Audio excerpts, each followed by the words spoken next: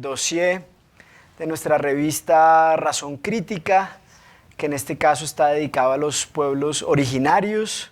En primer lugar, vamos a tener unas palabras de presentación de nuestra decana, Olga Higuera.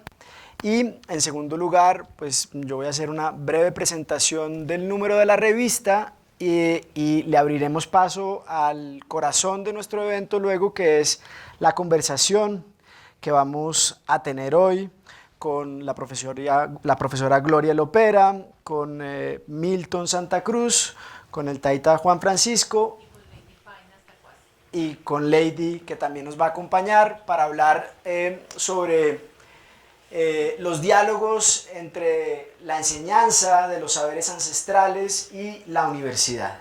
Así es que muchas gracias, Olga, por abrir este evento. Hola, muy buenas tardes. Mil gracias a todos por estar acá un viernes después del almuercito y sin tintico, acompañándonos en este momento. La verdad que es un placer tener hoy la 14ª edición de nuestra revista Razón Crítica, un proyecto que arranca en el año 2016 y que ha hecho un largo recorrido. Cuando uno ve lo que se ha hecho hacia atrás, se ve lo que viene, y siempre Razón Crítica ha tratado de poner unos temas o de posicionar unos temas pertinentes, bonitos, integradores, unos temas que hablen de la misma diversidad, no solo que habita en la facultad, sino a lo que la facultad está llamado a hacer. De lo que viene próximamente vamos a hablar de diálogos interculturales, reflexión democrática y retos sociales en el pensamiento iberoamericano. Y luego vamos a tener un dossier. A todos nos rayó un poquito la pandemia, ¿cierto? A todos nos generó, nos movió la vida. A algunos se las cambió para bien, a otros los cambió con situaciones difíciles, pero hay un sector que se movió muy fuerte y fue la educación. Entonces queremos hacer un dossier sobre permanencia estudiantil en la educación superior en América Latina y el Caribe bajo escenarios de pospandemia y recesión económica. ¿Qué tanto ha cambiado nuestro sector? ¿Qué tanto se transformó? ¿Cuáles son esos impactos, consecuencias de lo que vivimos y de lo que estamos viviendo? Entonces, súper lindo. Ya estamos casi por cerrar el dossier de este último número. Por favor, escriban. Ya estamos planillando para 2024-2, ¿no? Entonces, los que quieran escribir las tesis de grado que se puedan producir ahí también, súper bienvenidos.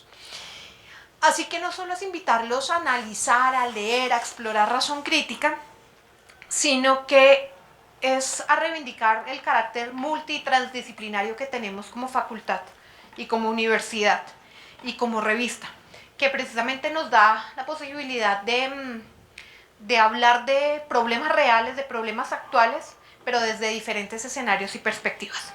Y justamente hoy vamos a tratar un tema muy importante, y es los pueblos originarios, la perspectiva desde el arte, la literatura y las ciencias sociales.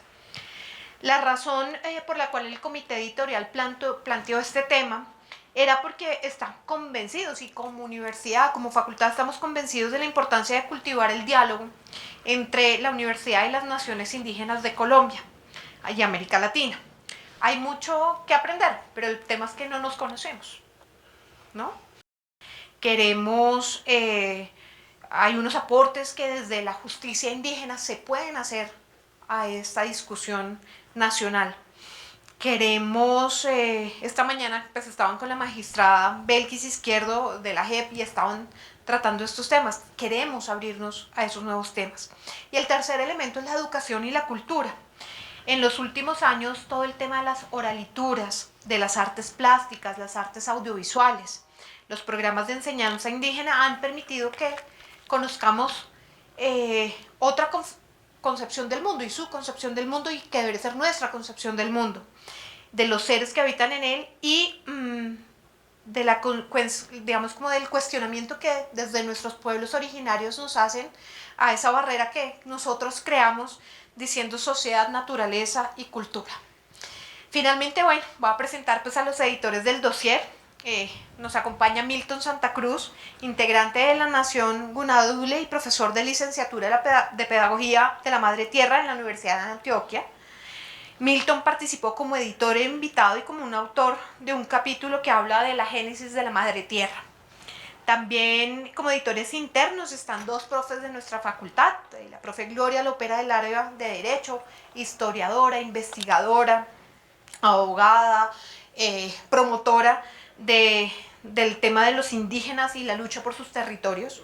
Dani, el profesor Daniel García del área de Humanidades y Estudios Literarios, historiador, investigador, de museos arqueológicos, de ese legado material y espiritual de los pueblos originarios. A todos, pues digamos a los 3.000 gracias por permitirnos tener hoy una nueva revista. Obviamente aquí hago la cuña patrocinada, los vemos en la Filbo, la Feria del Libro. Vamos a estar allá con la diferente producción de la facultad, con la invención del dorado, vamos a estar con rostros, rastros y tumbas, vamos a estar con la industrialización en Colombia, vamos a estar con Don Quijote y Animal de Letras, Instituto Confucio, la emisora Óyeme, o sea, fuera chiste, vayan a Filbo y van a darse cuenta que la mitad del atadeo es sociales. ¡Ja! ¿Por qué? Somos lo transversal, es decir, sí, arte es la facultad más grande, sí, pero es que sociales es el corazoncito de todas las otras facultades. Entonces, porfa, acompáñenos allá y pues muchísimas gracias a nuestros invitados hoy y pues que tengamos una buena charla de este libro, de nuestra revista. Recuerden, estamos reclutando para el dossier 2024-2, abrimos la convocatoria como unos 20 días más, ¿no? Recibimos que quieren escribir sobre el impacto que tuvo la pandemia en la educación superior en América Latina y Colombia. Genial que empiecen a pensar en nosotros. Así que pues buena tarde y muchas gracias por estar con nosotros. Muchas gracias, decana. Muy bien. Francisco, uno de los autores, está aquí. Bueno, excelente. Bien. Entonces, a continuación voy a exponer brevemente lo que fue el trabajo de la convocatoria de este número, de lo que hicimos con Gloria y con Milton, pero antes de que empecemos a hablar del contenido de la revista, quería darle la palabra a Milton, quien muy amablemente compartió la imagen de esta mola que acompaña la portada de la revista, ¿no? Cuando estábamos buscando una imagen que identificara nuestro número, tuvimos la idea, Gloria, Milton, de que fuera una imagen que estuviese cargada de sentido, y Milton, para su trabajo de maestría y pues también por el saber de toda una vida, trabajó sobre las molas. Así que antes de entrar a hablar del contenido de la revista, quería que Milton nos contara un poco sobre el sentido de esta imagen que está plasmada en esta mola que abre nuestro número.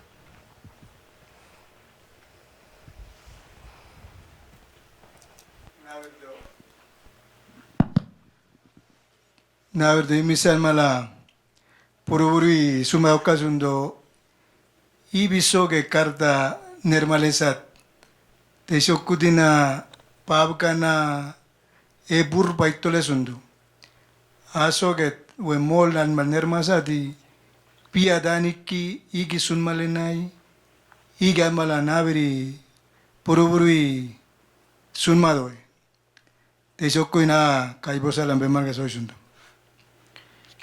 Buenas tardes a todas y a todos.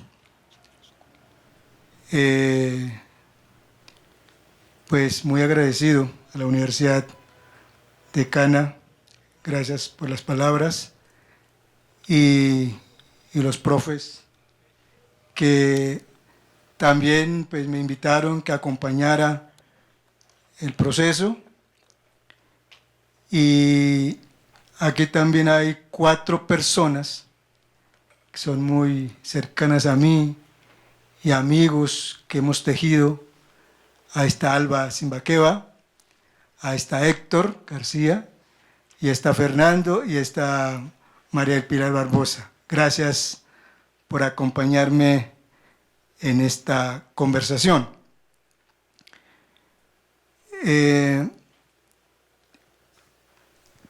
Yo termino mi pregrado en Etnoeducación, un convenio que se hizo Organización Indígena Antioquia con la Universidad Pontificia Bolivariana. Hicimos primer ejercicio pensando para qué la educación.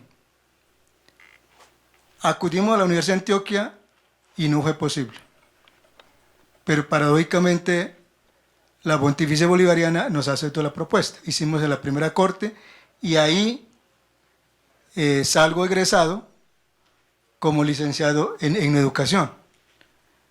Y me vinculo a la Universidad de Antioquia como estudiante, un grupo se llama Diverser, son profesores pensando en la problemática de los estudiantes, porque muchos estudiantes indígenas, afro y no indígenas llegan a la universidad, 2 o tercer semestre se retiran, porque es una situación muy difícil llegar a la universidad, en términos económicos, social, académico.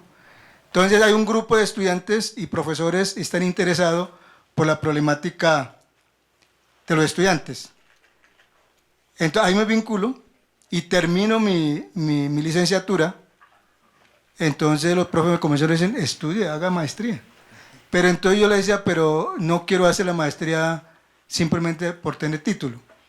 No me interesa eso. Pasé como 2 años apoyando, ya a partir de la construcción de lo que vamos a hablar de la madre tierra. Estando ahí, me resultó la Facultad de Educación de la Universidad de Antioquia con un ONG financiado con Niños del Mundo de Suiza, una línea pedagogía del texto. Entonces, los profes me dijeron, no, hay que estudiar para que usted siga en el proceso de tu formación. Entonces yo le decía, pedagogía del texto, ¿y eso qué es? Y debe leer mucho y escribir mucho. Yo le dije que es que en otros pueblos indígenas es mucho oral y poco escritura. Me dijo, no, eso es otra manera, otra forma de pensar el texto. Entonces, profes me ayudaron y me matriculé. Y es a nivel nacional, única persona indígena que pasa soy yo, los restos no pasaron. Bueno, inicialmente comencé a pensar en el canto del cacao, porque el cacao para nosotros es un árbol sagrado, y entré con esa propuesta. En el camino no me dio, y después entre la orientación me fui a la comunidad. Yo le dije, mire, yo estoy pensando en eso.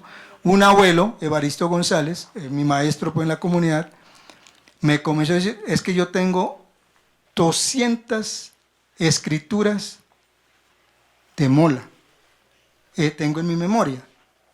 ¿Cómo podremos hacer ese ejercicio de tu trabajo?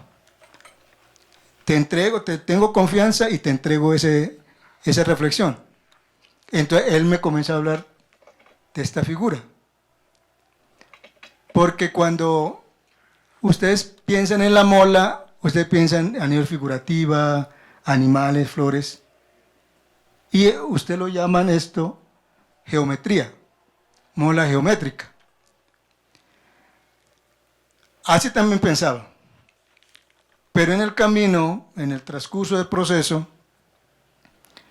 encontré que hay dos maneras. Una figurativa y otra molas de protección. Pero cada una tiene su explicación. ¿Sí?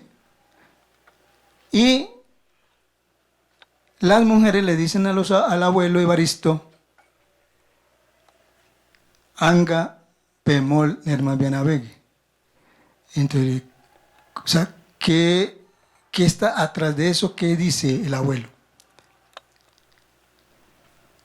Las mujeres le dicen, quiero que me escriba la mola. No dice que me pinte la mola. Entonces yo dije, bueno, pero entonces ahí debe haber una explicación ahí. Lo que encuentro es entonces, es un texto. Como estamos acostumbrados, formato libro, que es un texto. Hay otra figura, por ejemplo, esta Muchilarhuaca, este Ocama que tengo también hace los embera, pero es indígena mexicana, ¿sí? Por ejemplo, el vestido del taita, a través de esto hay una escritura, hay una explicación, ¿sí? Entonces, la mola, esto nosotros llamamos ya la burba mola, el espíritu de la madre tierra. Es como el síntesis de las 200 escrituras que existen, ¿sí? Entonces hay una explicación. Entonces, cuando los profes me invitan, comenzaba a pensar, bueno, ¿cómo podemos expresar la propuesta de la pedagogía de la madre tierra? Pues si está en la madre tierra, pues hay una relación que es el espíritu de la madre tierra, que en su representación aparece la figura. Eso es un poco la imagen, hace rápidamente pues de lo que significa. Entonces no es mola geométrica. La mola es un texto y es una escritura que tiene su origen. Daniel. Muchas gracias Milton. Bueno, creo que es una excelente introducción para nuestro número. Ahora a continuación voy a contarles brevemente lo que fue el trabajo que hicimos con Gloria, con Milton, lo que constituyó, digamos, el proceso de recepción de artículos y también, de alguna manera, los invitados que tuvimos y que nos acompañaron, y queremos hacer un primer reconocimiento y homenaje a Ana María Falchetti. Nosotros hicimos con Gloria una entrevista a Ana María Falchetti, antropóloga, arqueóloga, que tiene un recorrido fascinante, vinculada al Museo del Oro en la época en la que el Museo del Oro se transformó verdaderamente en un museo, y también pues investigadora de primera línea de historia, etnohistoria, de arqueología. Aquí tan solo hay unos cuantos libros de una producción mucho más amplia de Ana María, pero estos libros de alguna manera reflejan los temas sobre los cuales conversamos y que ustedes van a encontrar en esa maravillosa entrevista con Ana María. El primero de ellos es el diálogo que mantuvo Gloria con Ana María sobre el pueblo Uwa y sobre la investigación que hizo Ana María sobre el pueblo Uwa. Y el segundo trabajo principal que está en el tema central de la entrevista tiene que ver con los muchos años de trabajo que Ana María Falchetti dedicó a comprender el tema de la metalurgia y la orfebrería en la América antigua. Así es que es una entrevista muy especial porque es una entrevista en la que Ana María da cuenta del recorrido vital, del recorrido profesional, de su recorrido también por supuesto espiritual a través del conocimiento, del legado material, cultural de los pueblos originarios y de la investigación en archivos sobre el pueblo Uwa, sobre la lucha por el territorio. Así es que esta es como una de las invitadas especiales para nuestro número. Desafortunadamente Ana María no nos pudo acompañar hoy, pero por supuesto pues su entrevista va a estar ahí como testimonio de este dossier. Y bueno, para contarles un poco brevemente de la historia del dossier, nosotros empezamos a trabajar con Gloria y con Milton en febrero del 2022, más o menos febrero-marzo, lanzamos la convocatoria. Inicialmente teníamos 7 temas que ustedes pueden ver ahí, en los que convocamos la recepción de artículos, temas que por un lado vinculaban las artes, la literatura, pero también las ciencias sociales, y a partir del diálogo que establecimos con Milton también fue importante incluir categorías distintas como la categoría de historia de origen, que es una categoría central dentro de la pedagogía de la madre tierra. Luego, en el proceso, pues tuvimos unas conversaciones muy interesantes con Milton a propósito de lo que fue la experiencia de creación de este programa de la Madre Tierra. Tuvimos la entrevista con Ana María y finalmente el cierre de la convocatoria y de la recepción de artículos tuvo lugar en septiembre de 2022.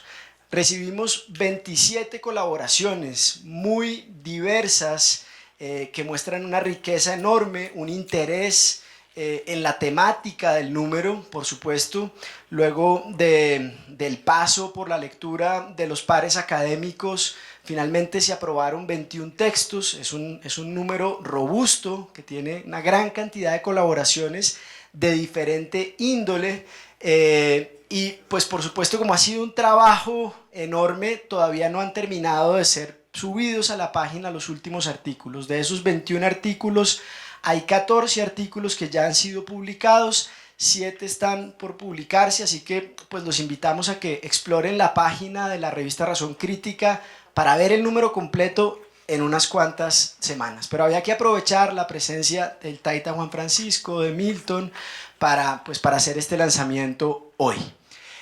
Finalmente, nosotros de esas 7 categorías terminamos eligiendo 3 categorías, ¿no? Tenemos unos textos de apertura, que es la editorial, en donde más o menos damos cuenta de lo que es el contenido de la revista, de las líneas, digamos, de fuerza, de argumentación, de investigación que atraviesan la revista. Luego tenemos el texto de Milton, que es la licenciatura en Pedagogía de la Madre Tierra de la Universidad de Antioquia, testimonio sobre una experiencia de educación intercultural. Para Gloria y para mí fue muy interesante las jornadas en las que estuvimos hablando con Milton, estuvo relatando lo que fue pues esa aventura intelectual y espiritual de crear este programa, que por supuesto será un tema de nuestra conversación ahora más adelante. Y finalmente, entre los textos de apertura estará la entrevista a Ana María Falchetti.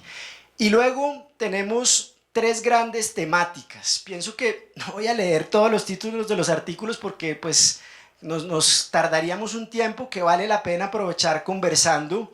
Tenemos una primera temática a la que denominamos arte, cultura e historia de origen.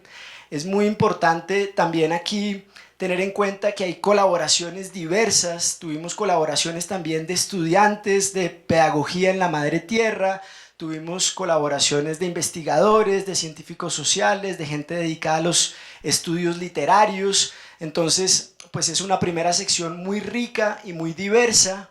Una segunda sección que está dedicada a la historia, la antropología y los estudios literarios, que pues se vinculan con el número en la medida en que aquí hay textos que se ocupan de lo que ha sido la historia de la antropología en nuestro país, la historia de la etnología en el siglo XX, pero también la historia colonial, cómo aparecen, las representaciones sociales en los textos coloniales, literarios, históricos de los pueblos originarios. Entonces es una segunda sección también muy rica, conformada por 5 artículos, 3 de ellos todavía están en proceso de publicación.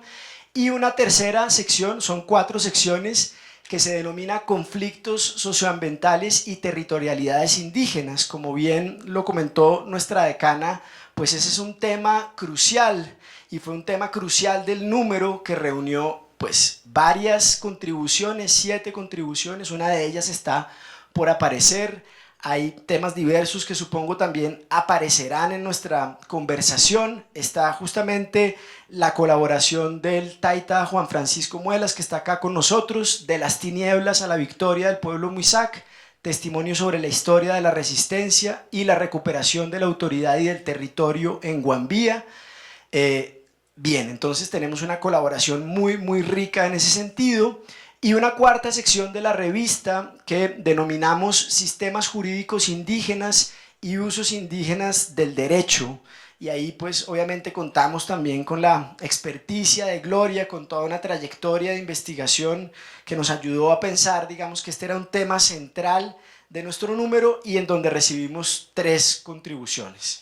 Yo creo que no me voy a extender más acá para darle la palabra a Gloria para que abra nuestro conversatorio, nuestra conversación, que es como lo que finalmente nos convoca hoy. Por supuesto, los invito a que lean los artículos, a que los consulten y a que nos tengan un poquito de paciencia hasta que estén todos publicados, que ya en unas semanas tendremos la entrevista, los artículos que faltan por publicar, el texto editorial que todavía no está publicado. Pero muchas gracias. Bueno, entonces ahora a continuación le doy la palabra a Gloria. Listo. Bueno, buenas tardes, muchas gracias, Daniel. Y quería destacar que también entre el público está otro de los autores, Francisco Vanegas. De pronto, si puedes mover a la diapositiva donde estaba el tema de los conflictos entre la propiedad territorial colectiva y los pueblos indígenas, de los pueblos indígenas y la propiedad privada individual. Francisco hizo una reflexión muy interesante que recogió una cantidad de conversaciones y de experiencias que él ha tenido como abogado asesor de pueblos indígenas, en particular de un pueblo indígena que yo amo profundamente, que es el de el resguardo Cañamomo Loma Prieta en Río Sucio y Supía. Entonces, quería como agradecerle a Francisco por haber atendido la invitación, haberse tomado el trabajo de escribir, de publicar, que es arduo en medio además de los oficios del ejercicio práctico del derecho, porque este artículo logra consolidar una gran cantidad de preguntas y de ideas importantes sobre ese conflicto que es un conflicto que está en el corazón de buena parte del conflicto social y socioambiental en este país.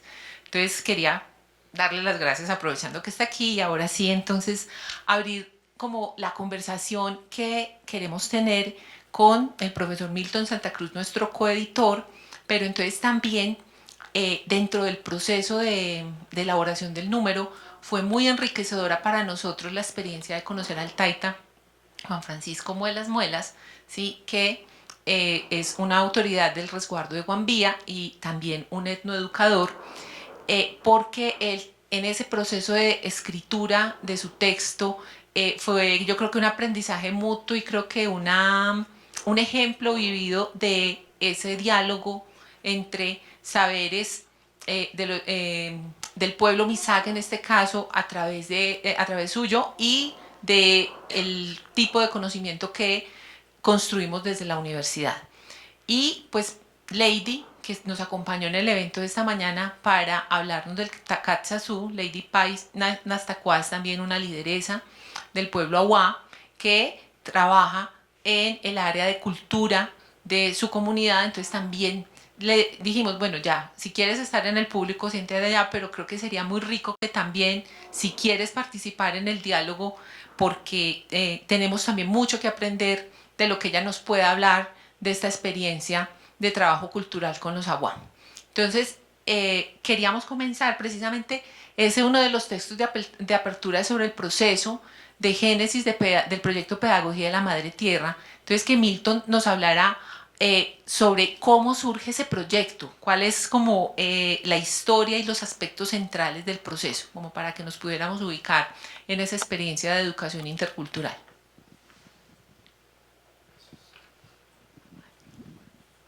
Sí, primero también por la gracia de la compañía Lady, porque como estamos hablando de Madre Tierra, no nos puede faltar una mujer, ¿no? Entonces, ya que ella estuvo conversando relacionada también con el tema, y la invitamos especialmente, que nos acompañara para que haya dualidad y complementariedad del saber, ¿no? Así que ella aceptó y bueno, muchas gracias por estar con nosotros. Es que pensar la educación, el movimiento indígena en Colombia tiene 4 lemas o 4 principios. Aparece tierra, cultura y autonomía, y dentro de eso aparece la educación. Porque también cuando entiende la educación, estamos pensando en el sistema de educación nacional, no la educación propia. En ese marco,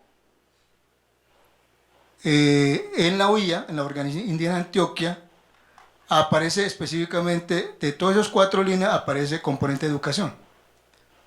En una de las discusiones que hemos hecho con los abuelos y las abuelas,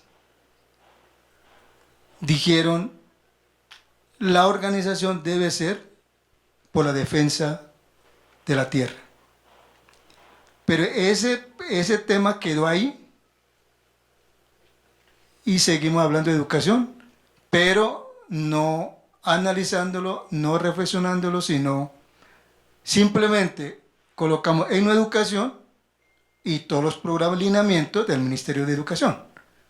Y así creímos en educación. Pero cuando comenzamos a avanzar, por ejemplo, la Universidad de Antioquia tiene 2 programas, 2 cupos por programa. En todos los programas, de los 36 programas que tiene la Universidad de Antioquia, hay 2 cupos. Entonces, ahí los indígenas participan, hacen examen de admisiones, 2 cupos, y la discusión entre si son 5, los que sacan los primeros porcentajes pasan y los restos se quedan. Pero en el camino, en ese momento, el profe Abadio Green, también él estaba invitado, ahora como asesor del despacho de la ministra, no tuvo tiempo.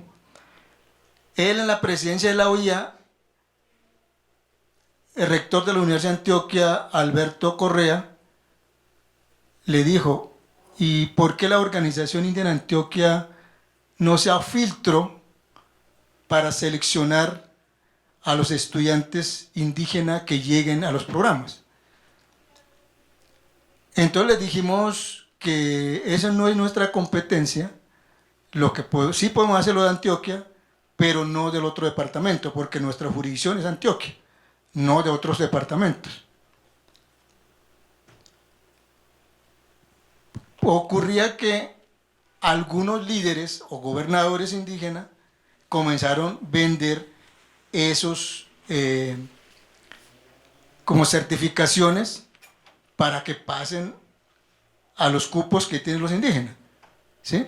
Entonces el rector preocupado entonces nos manifestó qué podemos hacer. Entonces nosotros le dijimos, bueno, pues si a usted le interesa, pensemos un programa abierto que los indígenas pueden llegar, que no haya requerimiento por 2 cupos, ¿sí? Que lleguen. Comenzamos a dialogar en ese proceso, y ahí también entonces la universidad inicialmente aceptó programa de educación indígena en la Universidad de Antioquia. Y profe Abadio fue coordinador. Y al mismo tiempo profe Abadio comenzó a estudiar doctorado. Uno de los trabajos, su tesis del doctorado, entonces Abadio pensó en eso, cómo podríamos hacer una educación realmente acorde y pertinente para las comunidades indígenas, no lo que dice el lineamiento del Ministerio de Educación Nacional. Pero entonces también internamente en la OIA evaluábamos, hay muchos recursos que hemos gastado en capacitación, pero en la práctica no pasa nada. Van a las comunidades, evaluamos, no hay nada. Entonces dijimos, de tanta plata que hemos invertido, pero entonces hagamos diferente. Bueno, y nos metimos en esa aventura de cómo hacemos ese ejercicio de pensar distinta o distinto de la educación propia. Entonces, creamos unos sabios y sabias indígenas en todo el departamento de Antioquia, preguntándole, ¿para qué la educación?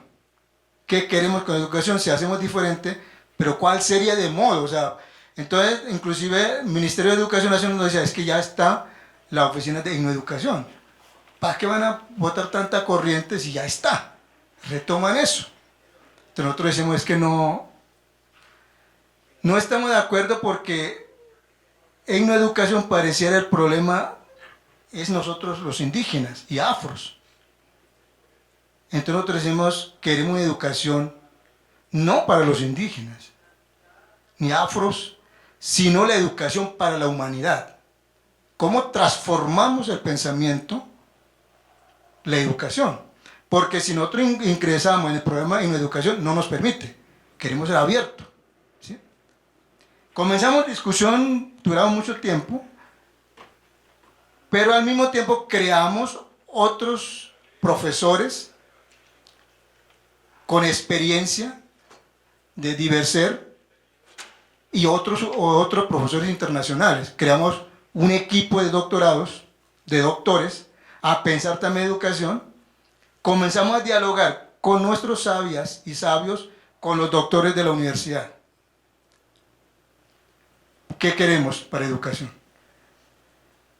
Fue interesante porque comenzamos a decir, si vamos a matricular en la Universidad de Antioquia,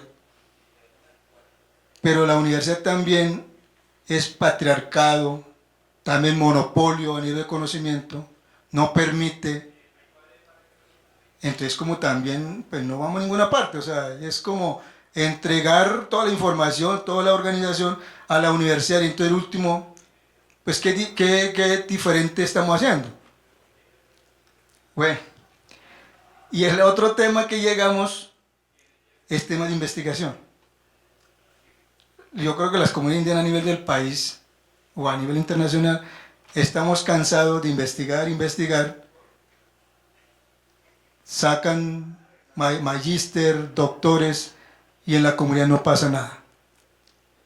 Entonces, cuando comenzamos a hablar de investigación nos decían, pero ¿cómo así? Que tanto nos investigaron y ahora entonces, en esos términos, pues en el mismo término voy a plantearlo, decían los abuelos y las abuelas, entonces lo que va a hacer es que los mismos propios indios van a investigar a otros indios. Y eso, ¿para dónde vamos con todo eso? No, pues, bueno, siguió la discusión, entendimos que la educación, el problema no es de los niños, porque nosotros los pedagogos estamos preocupados de cómo enseñamos a los niños. Y desde las culturas indígenas, los niños desde pequeñito o pequeñitas aprenden. Por ejemplo, la mola, desde la niña, desde los 5 años comienza a aprender a tejer. Cuando ya tienen 12 años, es parto en la mola. Y eso no se aprende en la universidad, ni en el colegio, en ninguna parte. Entonces comenzaron a decir los abuelos, eso debe ser, la educación es para la defensa del territorio. Y ahí comenzamos a mirar qué es lo que los abuelos realmente quisieron decir. Si la tierra es de todo, la tierra es la esencia, porque los pueblos indígenas en Colombia, en América, peleamos por territorio. Comenzamos a indagar y encontramos que a nivel del mundo no se dice padre tierra. Absolutamente todos y todas decimos madre tierra. Si es así, entonces, si la madre tierra es una mujer pedagoga, es mujer hermosa y bella, entonces tenemos que aprender de ella. Hay que valorar el saber pedagógico de la madre tierra. Entonces, ¿cómo hace que la madre tierra es pedagoga? Nos preguntaban los profes. Los profes de la ciencia dura, física, matemática, no, eso nos decía, pero ¿dónde está la pedagogía alemana, pedagogía francesa? Nosotros decimos, no, pues si la madre tierra está todo ahí, o sea, está planteada. Ahí donde entonces nace, si la tierra es una mujer que nos habla, que nos dice, dependemos de ella, de instante, cualquier momento, sin tierra no somos nada, a nivel de las culturas del mundo, entonces tenemos que escuchar a la tierra. Tenemos que hacer silencio para aprender de ella. Y cómo esos aprendizajes, la observación, Entonces tejemos las palabras dulces para llegar a nuestra juventud. Toda esa discusión entonces comenzamos con diplomado, diplomado 1, diplomado 2, todo el proceso bien organizadito, pensando tarde o muy temprano podemos lograr una licenciatura. Nosotros, como siempre, los pueblos indígenas nunca esperamos del Estado, porque si esperamos no prospera nada. Nosotros arrancamos con diplomado sin aprobación de la Universidad de Antioquia, sin aprobación del Ministerio de Educación Nacional. Arrancamos a trabajar. Porque la organización de Antioquia en su momento tuvo muchos recursos de capacitación y Avallo también hizo su proyecto de su tesis de doctorado, tenemos recursos. Entonces llegamos también a la universidad con plata. No llegamos pidiendo plata a la universidad. Llegamos con plata y diciendo qué es lo que hay que hacer. O sea, que llegamos pisando duro a la universidad y le dimos al rector, entonces si usted se preocupa, ahí está la propuesta, arranquemos a trabajar. Alberto Correa en su momento entonces nos aceptó. Pero también hubo una discusión muy dura con el Consejo Superior de la universidad, porque el último, como Avallo estaba liderando, dijimos a Avallo, si no hay nada que hacer, nos retiramos. Y entonces, ¿para qué vamos a tener tu cargo en la universidad? También, se renuncia a la universidad también. Vamos a trabajar, independientes si tenemos respaldo o no. Entonces, uno de los consejos superior, Avallo dijo, bueno, le pregunto a ustedes los decanos, ¿ustedes están dispuestos como universidad a dialogar, pensar diferente, con un enfoque metodológico de manera de escuchar? Si están dispuestos, podemos dialogar. Si ustedes dicen realmente no hay forma de pensar diferente, de escuchar, nosotros nos vamos, dejamos hasta ahí el negocio. Entonces, el rector dijo, bueno, denos 5 minuticos de receso y conversamos y luego te volvemos a hablar. Bueno. Después de 5 minutos, entonces volvimos y ya dijo el rector, sí, estamos dispuestos a escucharlo, listo, arrancamos. Entonces, en esa medida, encontramos que cómo la organización indígena Antioquia aporta y la universidad, cuál es el papel de la universidad en esa construcción. ¿Sí? No es que estamos entregando a la universidad, sino cómo dialogamos las autoridades indígenas que no ha pasado por la academia, pero que conoce la historia y sabe la filosofía y tiene ciencia, y cómo dialogamos con la ciencia dura y otros saberes universitarios. Entonces, romper un poco la paradigma de esos epistémicas del saber de la ciencia. Si estamos en esa perspectiva de apertura de dialogar, estamos dispuestos a seguir conversando. Logramos eso y el proceso comenzó a tejer. Como la Organización Indígena Antioquia tiene 5 líneas, o 5 políticas, o 5 líneas de trabajo, una de ellas de la educación. Entonces dijimos, pues si para nosotros debe ser contextualizada la educación. Entonces, si el centro es la madre tierra, entonces la preocupación es cómo enseñamos a nuestros niños, a nuestros jóvenes, a cuidar la madre tierra. Esa es la pregunta. No es la preocupación yo cómo enseño al niño, al joven, sino el niño cómo aporta a protección de la madre tierra. Y la universidad, la ciencia del saber, cómo aporta al proceso el cuidado de la madre tierra. Cómo la ciencia dura, la matemática, la física, química, aporta a cuidar la madre tierra. Porque para nosotros, como es la madre, es la esencia, entonces hemos dicho ahí como una metáfora, la tierra es una mujer pedagoga, es una mujer hermosa, nos enseña, nos aprende y somos parte de ella, porque venimos de una mujer. Entonces, si lo concebimos de esa manera, como un sujeto a la tierra, a la madre, entonces tenemos que cambiar también la transformación desde nuestra lógica como pueblo indígena.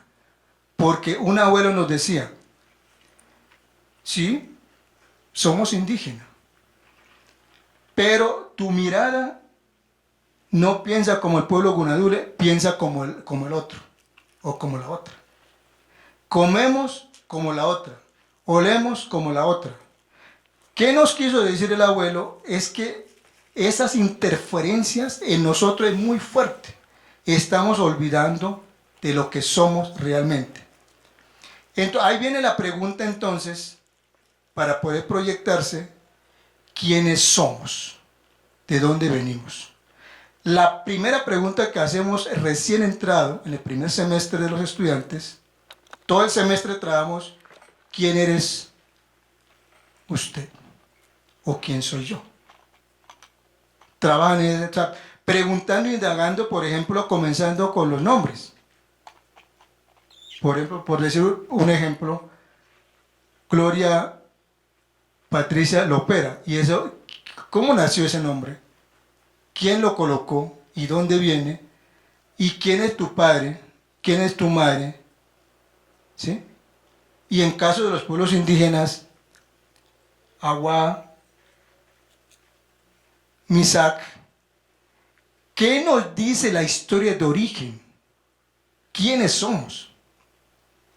¿Cuál es como la misión, la filosofía de esa cultura, de ese pensamiento? Entonces la educación no es simplemente enseñar la matemática, sino enseñar de lo que soy yo, ser orgulloso de lo que soy yo. ¿Dónde es que yo vengo? ¿Cuál es mi razón de ser? ¿Cuál es mi raíz ancestral? ¿Sí? ¿Cuál es la misión que estoy aquí parado en la tierra? ¿Por qué nací? ¿Y cómo fue mi concepción de mis padres?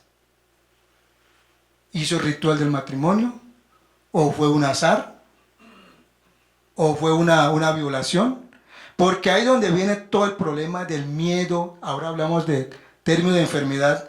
Enfermedad no existe, por ejemplo, en Gunadule. No tengo concepto de enfermedad. Entonces, el miedo, la preocupación, la rabia, tenemos que sanar. Es como una regresión de todo el proceso. Entonces, tenemos que escuchar a nuestros estudiantes de dónde viene, cómo fue el proceso. Entonces, hablamos origen, interferencia y sanación. El origen sería como todo el proceso, y la interferencia, los problemas que puede tener la persona, y la sanación es como la propuesta. Es el ejercicio que hemos hecho. ¿Sí? Entonces, todo ese caminar se lleva, pero no hemos llamado lingüística porque es más amplio. Entonces, salen licenciado en Pedagogía de la Madre, énfasis en 3 categorías que hemos definido, ya los estudiantes autónomamente definen. Y por ejemplo, en territorio aprenden todas las legislativas y todas las normatividades de protección del territorio. Pero hoy en la mañana lo que hablamos, los estudiantes ven, pero no van a ser abogados.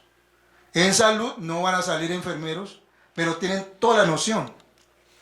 ¿Sí? A nivel lingüística tiene todos los elementos del cómo nace la lengua castellana y cómo nacen las lenguas propias de los 106 pueblos que tenemos en Colombia, cada uno, y hoy tenemos 11 pueblos matriculados en nuestra universidad en la Madre Tierra. Y ya hemos sacado 2 programas, 2 cortes. En la tercera corte estamos en 9º semestre. Ahora vamos a convocar 4ª corte. Hemos pensado en personas no indígenas y en afros. Porque la misión de la universidad no es cerrarse. Y tampoco podemos cerrar la puerta. Porque la educación, hemos dicho, es para la humanidad, no para los indígenas ni afros, sino para cómo concientizamos la humanidad del cuidado de la Madre Tierra. Eso, como rápido, yo creo que ya toque con varios puntos, más o menos rápidamente así. Ahora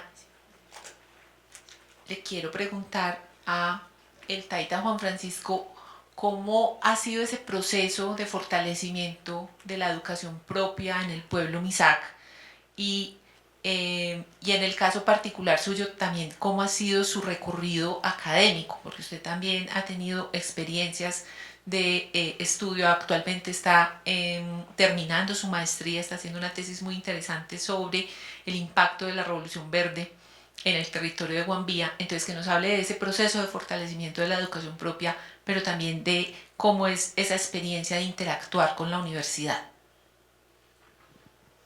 Bye, bye. Muchas gracias. Primero que todo, agradecer acá a la decana, a doctora Gloria, que pues, nos dio esa posibilidad de participarla. Sí, en cuanto a, digamos, para el pueblo Misak, la parte de cómo trabajar la educación propia, pues ha sido, digamos, una iniciativa muy fuerte para poder, con muchos obstáculos.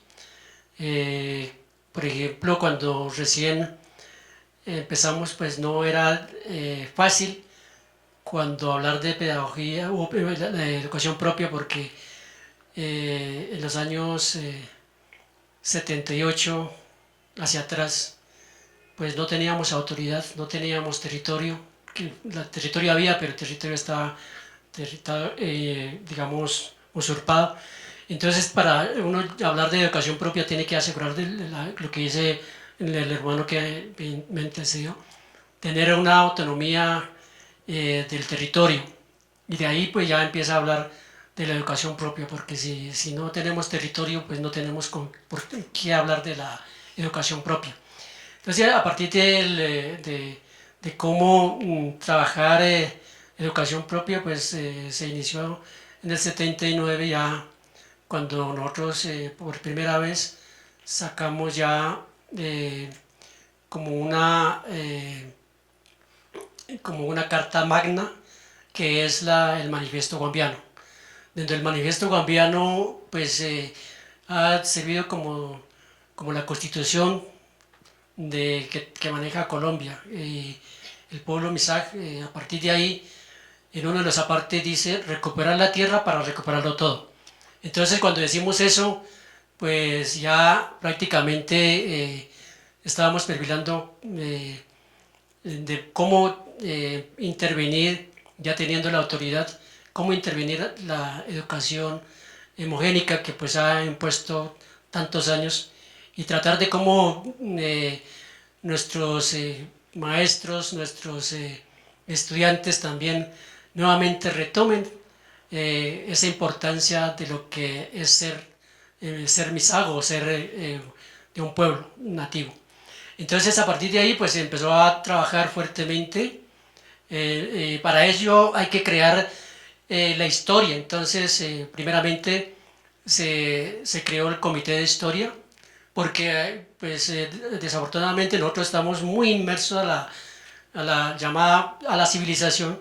Entonces nos decían que nosotros no éramos del Cauca, no éramos de Colombia, nos decían que éramos de otra parte, pero igual nos orgullece porque nosotros somos de América. Entonces, pues donde estemos, pues somos, digamos, oriundos de nuestra América, nuestra Ayala.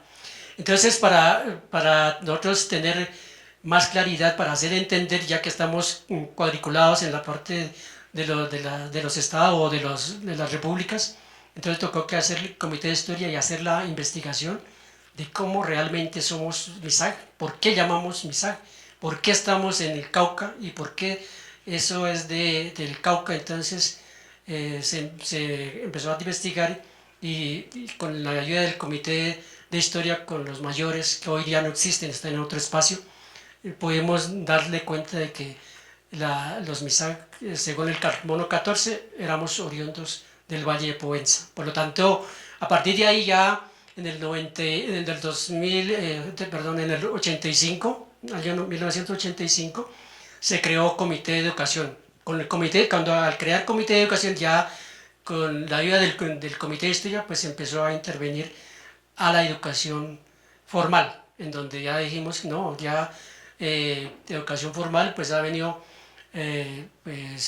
aportando interesantes cosas, pero igual, como decía Misael Aranda, nuestro mayor, que la educación, pues en caso del idioma, pues nuestro idioma pues siempre ha ido debilitando, porque pues uno ya, tanta obligación que había en la educación formal, de que uno tocaba que hablar el español y no hablar lo propio. Entonces a partir de ahí pues empieza a perder. Entonces cuando ya intervino en el 85 con el comité de educación, se saca el primer el PEG, que llamamos PEG, el primer planeamiento educativo Mixag, de Guambiano en ese entonces. Y pues a partir de ahí pues ya hubo relacionamiento con las instituciones, como caso de Universidad del Valle, con Universidad Nacional, y con muchas universidades que aportaron en la parte de cómo tratar de pues visibilizar lo que estaba invisibilizado. Entonces eso ha sido, hoy por hoy, pues digamos, nosotros ya estamos trabajando más fuertemente de tratar de cómo empezar a posesionarlo, como ha hecho muchos pueblos, porque realmente si nosotros no hacemos, como decía acá hermano Milton, de que si nosotros no iniciamos, pues ¿quién puede hacer por nosotros?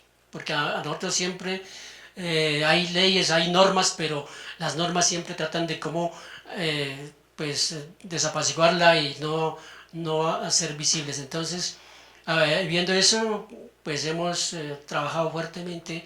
Hoy, desafortunadamente, a nivel del Cauca, pues digamos a nivel del Cauca, pues viene trabajando como un programa de educación, pero no es como lo que lo manejan la Universidad de Antioquia, como es la parte de la pedagogía, la madre tierra, porque nosotros en este momento, yo estoy haciendo la maestría y pues hemos dado unas discusiones fuertes en donde la Facultad de Humanidades, en donde está creada la educación, entonces ahí lo que están estudiando es la mayor parte de la gente. Pues inicialmente creo que se creó para tratar de dar, digamos, esa oportunidad para los pueblos que estamos en el Cauca, pero hoy ya está tomando otros rumbos y la gente que ha estudiado, digamos, ahí no saben qué hacer, porque digamos hay un como especie de que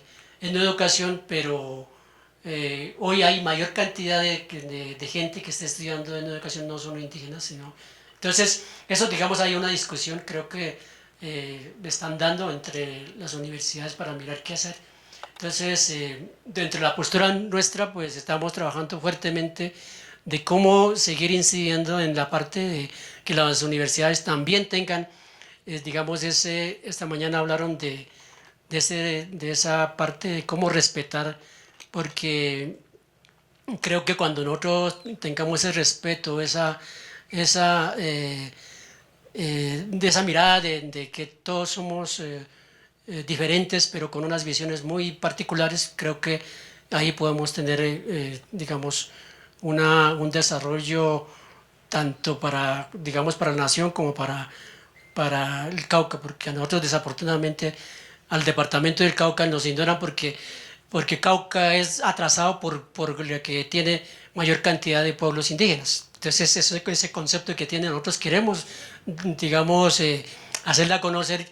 Nosotros no somos los que el Cauca se ha atrasado en este momento. ¿Cuántos presidentes ha tenido? Es uno de los presidentes, pero entonces, ¿qué ha hecho, digamos, los padres de la patria? Y nos echan la culpa que por tener Cauca, un departamento con mayor cantidad de pueblos indígenas, por eso es atrasado. Sí. Bueno, y también entonces quería preguntarle a Lady cómo ha sido ese proceso de la educación para el pueblo Awá.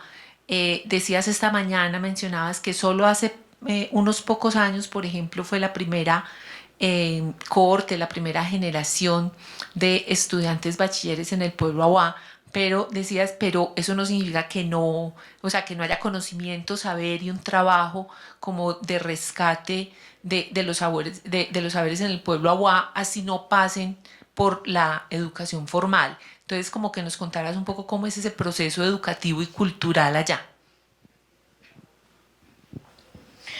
Sí, es importante pues lo que he escuchado. Creo que muchos pueblos tenemos muchas cosas en común y se parte, ¿no?, de cada cosmovisión. Nosotros nos denominamos gente de selva, significa Ngal Agua. Entonces ahí significa gente de la selva y llegamos al mismo punto que sería el territorio, acá como denominamos la madre tierra. Y como decía, desde el 90 nos organizamos, antes no había educación por parte del gobierno, pero en la selva, en nuestra selva, está todo tipo de educación. Entonces, uno mira una planta y, bueno, la planta te puede estar, hace un movimiento y te está enseñando o te está diciendo algo. Y si uno empieza como a profundizar más, ahí va encontrando un mundo de saberes o de conocimiento que es muy, muy importante para la sociedad y para la existencia de nuestro pueblo mismo. Entonces, es muy importante la educación desde esta parte del territorio, y todo esto traduce también el tema de la cultura, lo que decía, quiénes somos, de dónde somos. Por ejemplo, nuestro origen es de un árbol. Entonces allí viene toda una explicación que al entender eso nos permite entender la educación, nos permite entender, y si nosotros entendemos la educación, entendemos el buen vivir, se podría decir. Respetamos nosotros como seres humanos, pero también respetamos toda la madre tierra y todo lo que existe allí. Bueno, posteriormente se inicia ya con las escuelas. Entonces fue un reto bastante duro, todavía nos cuesta, porque es una dinámica muy distinta. Nosotros aprendemos caminando, nadando, corriendo, golpeándose también, ¿no?, cuando uno está caminando en el territorio, conversando con la familia, a través de los sueños, bueno, muchas cosas, y otras, se podría decir, ceremonias o rituales que podemos tener. Pero cuando uno dice acá, ya viene la escuela, tienes que aprender estos números que son infinitos y que para nosotros solamente hay 4. Pero toca aprender para entendernos, ¿no? Porque, por ejemplo, el español ahorita lo estoy hablando. Yo, lastimosamente, he perdido el idioma. Entonces ahí se cortó una parte de entender la educación y de conectarse con el territorio. Bueno, ese es como los temas que se ha venido trabajando mucho, fortalecer desde las prácticas propias que nos permite ser Agua. Y yo podría decir que está muy, muy bien. Por ejemplo, tenemos 33 años de vida organizativa, de de existir, digamos, a nivel del Estado colombiano, ya organizativamente, a salir a reclamar los derechos. Y hoy en día hay muchas desarmonías, pero también hay, desde la educación propia que hemos aprendido, uno podría ver reflejado en el territorio que está sano, está limpio, muchas partes, porque lo hemos conservado. Pero ahí ha venido otro factor que es el conflicto o otras guerras, ¿no? Y ha afectado mucho el tema de la educación, porque ya no permite de pronto reunir, a conversar y a comentar a la juventud de cómo nosotros nos hemos, cómo es nuestra educación propia o cómo es el tema de la conservación del territorio. Todo eso pues ha afectado y en muchos territorios está destruido, parte contaminado, pero es por eso, porque se cortó esa enseñanza o esa educación propia desde el origen, se podría decir, desde el diálogo. Entonces es muy importante. Hoy nosotros, por ejemplo, este es el tejido que lo hacemos generalmente las mujeres, se llama en nuestro idioma tuj, igra, una mochila, y se saca de la cáscara o la piel de un árbol. Bueno, ahí lleva todo un proceso, tener en cuenta las fases de la luna y también los reglamentos que tenemos, bueno, un montón de cosas que debemos cumplir. Esto sería como el resultado final. Pero aquí hay muchas cosas que está tejido, entonces demostraría como parte de la educación, pero que mantiene viva la identidad cultural del pueblo aguá y de las mujeres. Las mujeres en el territorio, diría, en el pueblo aguá es la persona que educa desde el vientre, bueno, y toda la vida se podría decir. Yo quisiera hacerle una pregunta a los tres para que cada uno la conteste y luego abrimos como una ronda de intervenciones y preguntas del público, y es, aprovechando que estamos aquí en la universidad, que está la decana, la directora del área de Derecho, que están profesores y estudiantes, y retomando esa idea de la escucha, o sea, ese momento tan importante para el aprendizaje que es el silencio y la escucha. Entonces, hoy que estamos aquí escuchando, que, digamos, ¿cómo piensan ustedes que la universidad puede como abrirse a ese diálogo de saberes, que se tome en serio los saberes ancestrales? No sé quién quiera empezar de pronto.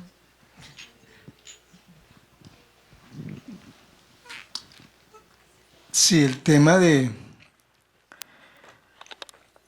la escucha es compleja y es difícil, porque la situación no nos deja escuchar por la misma dinámica. Pues si estoy en una entidad pública o privada, una universidad, tengo que cumplir unos horarios establecidos y tengo que entrar informe, o sea, uno en esta lógica, porque si no cumple, entonces pues las funciones no, le dicen no, usted no sirve como funcionario. Y lo otro, desafortunadamente, también he dicho,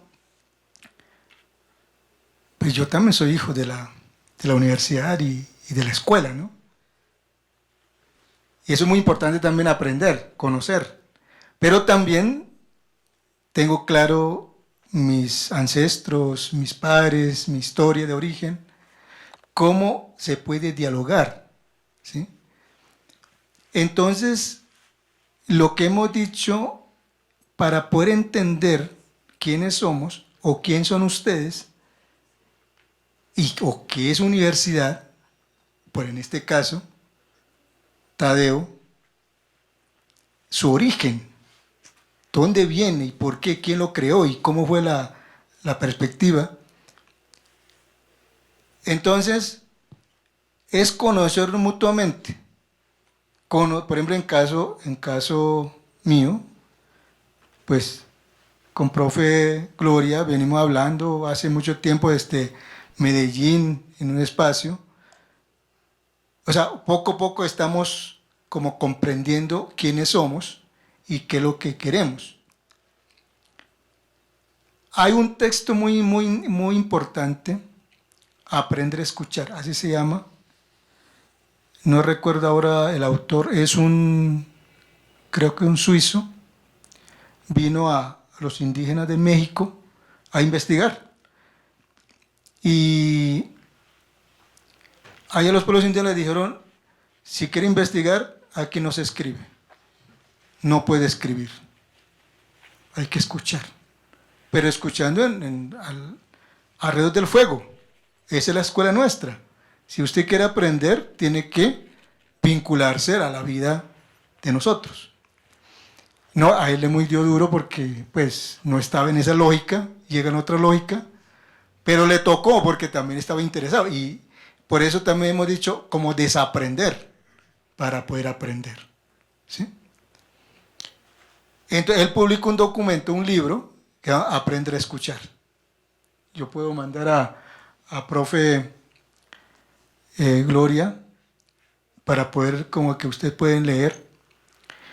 Entonces, como nuestros abuelos antes, siempre la conversación al lado del fuego. Esa es la escuela, día y noche. Pero ¿qué pasó ahora con la tecnología?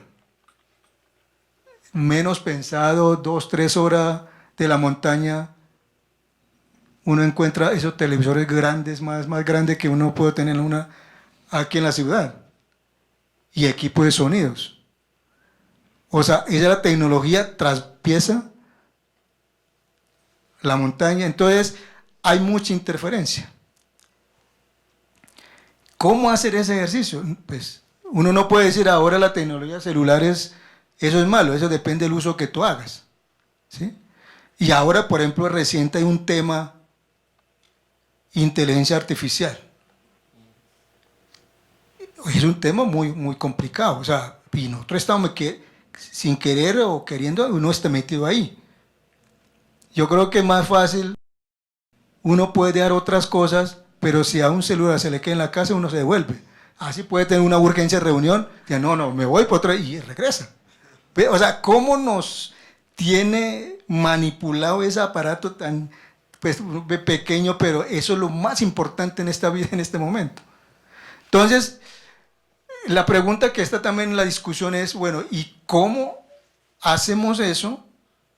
Pero el saber propio, ¿dónde queda? Entonces, ahora ya no hay una conversación en el interior de la comunidad, ese diálogo. Uno lo que ve ya viendo novelas, pero no ve otros programas de novelas, programas que realmente no aportan nada a los niños ni en la familia. Pero eso ocurre, y como le digo a los compañeros, no ven, no hay otra alternativa, ven, porque ahora ya tenemos energías, todo ese tipo de cosas. Pero entonces estamos haciendo ejercicio, volver como retomar, entonces, si los principios pedagógicos en las culturas indígenas, en distintas culturas indígenas, es volverse al ombligo, como la espiral, al centro. Por ejemplo, cuando nuestros padres nos concibieron, la mamá quedó embarazada 9 meses y comenzó en el silencio, en la oscuridad, escuchando latido de la mamá, y la mamá escucha el latido del feto que va creciendo. Si eso está presente, ¿cómo podemos nosotros, ya adultos, jóvenes, escuchar esos latidos de la madre tierra, latidos de los abuelos, susurro de los vientos, susurro de las aguas, de los ríos? Porque ahí está el saber. Hay que escuchar. Pero entonces hay que escuchar no simplemente, no es conveniente, sino es realmente colocar el sentido de la escucha. Y no es fácil. Hay mucha interferencia. Entonces, En el embarazo, el feto viene en la oscuridad, escucha, 9 meses, y llega, nace, comienza a observar al papá todo el movimiento. Entonces, ¿cómo observamos también nosotros, ya adultos, toda la situación que nos rodea? ¿Sí? Y en esa observación va tejiendo el saber, tejiendo con palabras dulces. Porque hoy no hay consejo. ¿Sí? Entonces, ¿cómo volver a ese ejercicio que hemos hecho en la universidad? Y es muy difícil. Porque los niños también vienen en otra lógica. Porque muchos se han retirado, esperan también, como llegaron a la universidad, que el profe pare magistralmente de clase. Inclusive yo tengo estudiantes, los estudiantes también son mis profes, porque yo me siento también a escuchar, a aprender de ellos. Como tengo 11 pueblos indígenas a nivel del país, a mí no me sale hablar de la historia, por ejemplo, si tengo cultura Misak, pues yo llamo al taita que vaya a la clase y dar clase. Y yo me siento a escuchar.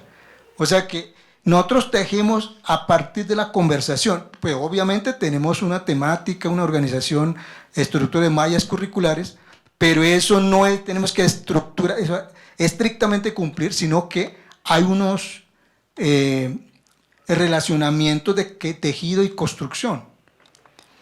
Entonces, el saber que está ahí, o sea, escuchar el silencio, observar, escucha y tejer. Eso ha sido como principios pedagógicos que hemos tejido en ese proceso. Entonces, para nosotros, es de ahí comenzamos a tejer, y lo que hablan a nivel de la universidad, su trabajo, o tesis, algo así, pero no es solo salido del estudiante, sino dialogado con las autoridades, con la comunidad. Por eso estamos llamando no investigación, sino proyección comunitaria. Cómo la investigación aporta al proceso organizativo. ¿Sí? No solo investigación, sino cómo tejemos. Entonces estamos en ese proceso, o sea, como te digo, o sea, nosotros hemos sacado 2 cortes ya, y todos los que han salido tienen sus trabajos, son docentes, son que trabajan en salud, inclusive están trabajando a nivel gobernación de Antioquia, y son autoridades. Y tengo 2 compañeros aquí en la UNIC, en Bogotá, trabajando en proceso organizativo. O sea que los jóvenes salen con herramientas pedagógicas para adquirir y trabajar en cualquier espacio, sea institucional, privada, pública, ¿sí? Pero lo importante es que pueda aportar a su comunidad. O sea, no están prohibiendo de que no puede salir, pues ahí sí ya en la formación uno puede amarrar con su propia dinámica, comienzan a tejer y construir. Eso sería como más o menos en términos generales de lo que, o sea, la fuerte es el trabajo zonal, pero con las autoridades, como el corazón de investigación pedagógica. No en la universidad, reciben instrucciones, pero el trabajo es en las comunidades. Rápidamente, ellos vienen cada 6 meses, cada semestre, a Medellín, en la Universidad de Antioquia, 15 días de clase consecutiva, incluyendo festivo y sábado y domingo, reciben todas clases magistrales, y trabajan en zona, Urabá, norte de Urabá, en La Guajira, en sur, en Amazonas, tengo 2 estudiantes de Amazonas, entonces ellos hacen su trabajo, y ya localmente, en su territorio. Para nosotros es fundamental, porque la comunidad también participa, la autoridad participa. Yo puedo llamar a La Guajira, a la ranchería de una familia, ¿cómo está el estudiante? Y yo saco las notas a partir del concepto que me dé la comunidad o la autoridad. Él me puede argumentar, me puede traer un trabajo bien bonito, bien organizadito y con argumento bien bonito, pero también llamo allá. Me dice, no, aquí el muchacho ni siquiera vino aquí a consultar, pero yo tengo un trabajo bien bonito, organizadito y sustentado. Me dice, no, eso no me sirve la consulta que usted en la comunidad. ¿Sí? Entonces nosotros también, valoración que hacemos, la participación, trabajo académico y, si me escapa otro, son 3 elementos. Nosotros no hablamos de evaluación, sino de valoración, porque es todo el proceso, no en el momento que me entregue el trabajo, sino cómo ha sido su transformación, inclusive es para transformarse. Lo que estamos buscando es transformación en nuestra juventud. Debe cambiarse cuando salga de la clase a sus comunidades. Muchas gracias. No sé si de pronto, ¿quién quiere seguir con esa idea? ¿Qué le quieren decir a la universidad? ¿Cómo prepararse para recibir ese diálogo con los pueblos?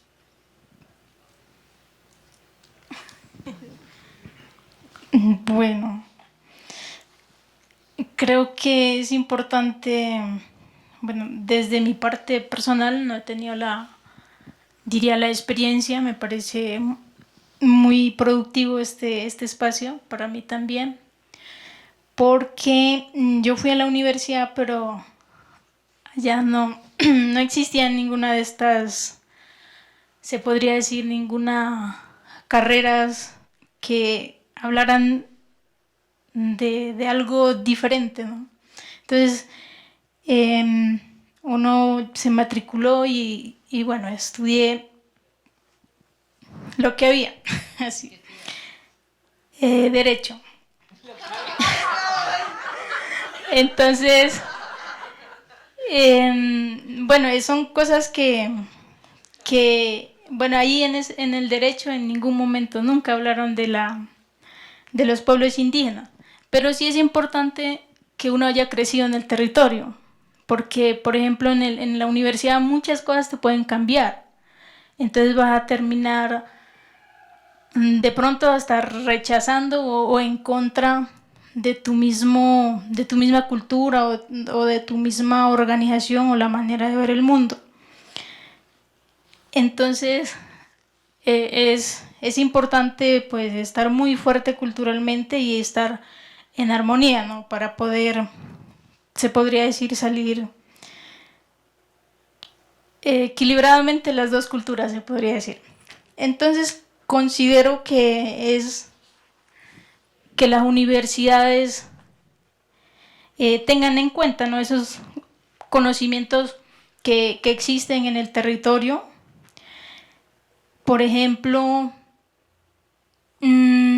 conozco mayoras que nunca fueron a una escuela, pero tienen un conocimiento inmenso, se podría decir, de muchas ciencias, ya sea del derecho, de estudio, pues diría del mundo en sí, que abarca toda la carrera que puede existir, que yo pues diría los médicos tradicionales. Entonces, uno dice, bueno, el mayor empieza a hablar, dice, después de unas prácticas, dice, no, yo fui a conversar con la gente de la luna. ¿Qué profesión sería eso desde la universidad? Bueno, el que fue a la luna.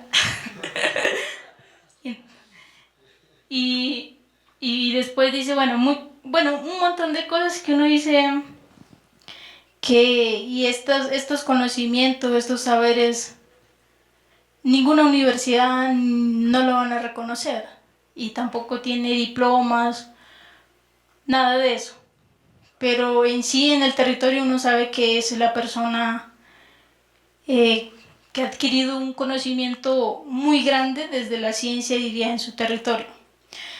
Es importante pues articularse o reconocer que existen otros saberes y complementarse, ¿no?, desde la ciencia, que también ha avanzado en las diferentes universidades. Pues yo diría ese punto. Listo, gracias. Sí, yo quiero de pronto, digamos, hay multitud de visión del mundo. O sea, cada pueblo tiene la forma de visionarla. Para el pueblo Misaje siempre miramos 4 cosas. O sea, del escuchar del silencio. Entonces, decimos Muereb, Aship y Sub. Guaminchip. O sea, ¿qué quiere decir? O sea, primeramente tenemos que escuchar el silencio, o sea, el sentir. Y luego hay que pensar de lo que está diciendo. Por ejemplo, cuando estamos dentro del Nachag, o sea, dentro del espacio de aprendizaje, el primer espacio de aprendizaje que es la cocina donde está el fogón. Entonces, por ejemplo, el fogón nos da, uno está en silencio, pues está dando mensajes, está dando orientaciones. Pero si uno está, como decía hace rato, si está escuchando música, pues ¿cómo va a poner atención en lo que el fuego, la madre del fuego está enseñando? Y luego hay que ver, o sea, mirar qué está dando. O sea, solamente si yo estoy sintiendo, estoy pensando, pero si no lo veo también poco, pues puedo hacerla. Entonces, y después ya sale la de hacer o hablar. Entonces, los cuatro, digamos, principios fundamentales para iniciar la pedagogía del Misag es eso. Entonces, siempre nosotros miramos, por eso, nosotros el ciclo de vida hablamos desde la preconcepción y hasta el regreso espiritual. Entonces, ahí hay cantidad de espacios de aprendizaje que de cada espacio nos da. Si uno está escuchando en silencio, pues muchas enseñanzas que nos da la madre naturaleza. Entonces ese es digamos, lo que hacemos, y afortunadamente, digamos, como decía acá la hermana Lady, yo en mi época, afortunadamente no había, como hoy existe, el kinder o preescolar. En mi época no había. Entonces yo hice kinder preescolar con mi mamá alrededor del fogón. Hice preescolar en el Yatul, o sea, en la huerta casera, en donde ahí me formé, ahí me hice toda la carrera, como nuestros mayores dicen, la universidad de la vida. Entonces, por eso tengo, digamos, esos principios, esos fundamentos muy claros, y por lo tanto, donde esté en algún espacio, pues yo no puedo estar, digamos, confundiéndome. Ya tengo un principio muy fundamentado. Eso que Gracias. Bueno, ahora ustedes han escuchado, han hecho una labor de escucha muy paciente, y tenemos un ratico, tenemos 20 minutos para hacer una conversación. Entonces esta vez no va a ser escribiendo las preguntas, sino si alguno quiere hablar.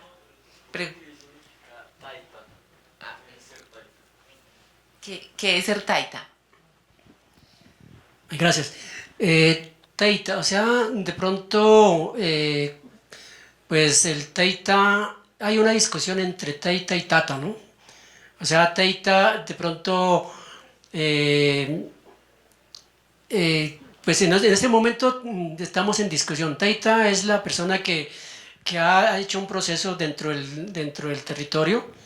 El caso de la parte de la autoridad, nosotros siempre, nuestra autoridad, pues digamos, es la máxima que ejerce la administración de nuestro territorio. Entonces, si uno ha pasado por ese ejercicio de ser miembro de esa autoridad propia, pues ya se gana, como acá en la academia gana el magíster o el doctorado. Entonces, ese es como el significado.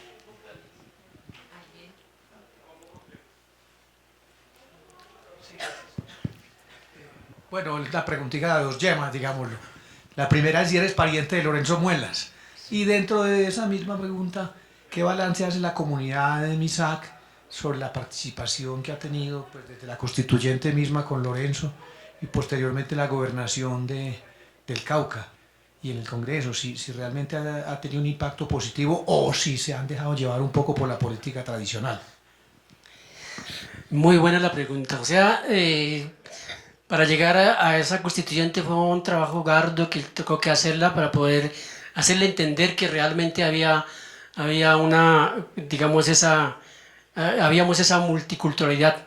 Pero, como decía mi tío Lorenzo Muelas, una vez decía en una conferencia que dio a los jóvenes de Cumbal, se luchó para poder tener, digamos, esa constitución donde a nosotros ya más o menos nos reconocen, pero hay cosas interesantes dentro de la Constitución, pero la cual están escritas pero no ha cumplido. Y otra cosa que decía Teita Lorenzo, de pronto cuando nos reconocieron de la parte de esa posibilidad de que dio de llegar a, digamos, por exclusión especial, por el caso de ese un ejemplo, eso, según Teita decía, que eso nos llegó como especie de un veneno. ¿Por qué?